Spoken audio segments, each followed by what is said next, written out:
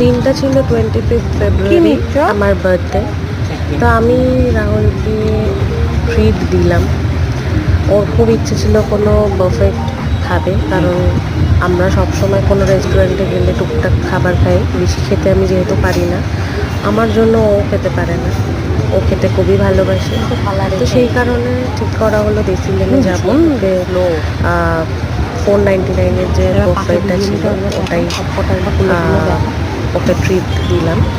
ওখানে অনেক রকম আইটেম ছিল, নেবে না, স্পেশালি তোমার বিরিয়ানি, তারপর চাইনিজের মধ্যে ছিল অনেক কিছু, স্টার্টারে পিৎজা ছিল, স্প্রিং রোল ছিল, চিজি বল, চিজি পটেটো বল ছিল, আর এগুলো ছিল সব মেন কোর্সে।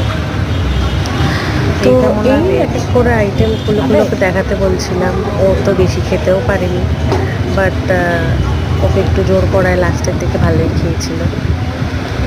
এই খাবারগুলো অনেকই ভালো ছিল, খুব টেস্টি।